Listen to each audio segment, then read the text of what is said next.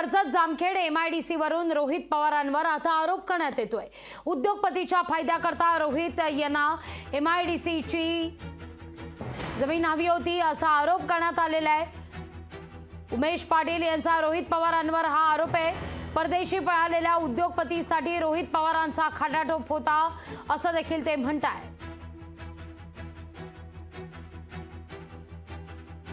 रोहित पवारांना चांगलं माहित आहे की संपादित क्षेत्रामध्ये कुणी त्या ठिकाणी शेतकऱ्यांकडून कवडी मोल दराने जमिनी विकत घेतलेल्या आहेत। जर तरुणांच्या रोजगाराबद्दलचा एवढा कळवळा आहे तर आपण त्या स्थानिक लोकांचा विरोध असताना अमुकच ठिकाणी ती औद्योगिक क्षेत्र झालं पाहिजे, MIDC झाली पाहिजे याचा आग्रह का धरताय याचा देखील आपण खुलासा करण्याची आवश्यकता आहे। त्यामुळे तुमचा खरा चेहरा नेमका कसा आहे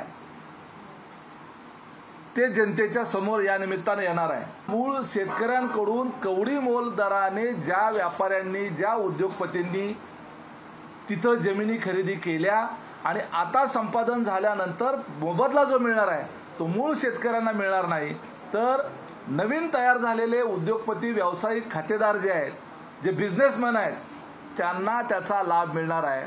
मग त्या बिझनेसमॅन लोकांना, त्या व्यावसायिक लोकांना फायदा मिळवून देण्याच्या करता एवढा अट्टहास चाललाय का? त्यांच्या फायद्यासाठी MIDC त्या ठिकाणी झाली पाहिजे याच्या करता म्हणून आग्रह धरला जातोय का? याच्या संदर्भातला निश्चितपणे खुलासा झाला पाहिजे। लोकशाही मराठी ऐका, पहा, जागरूक रहा।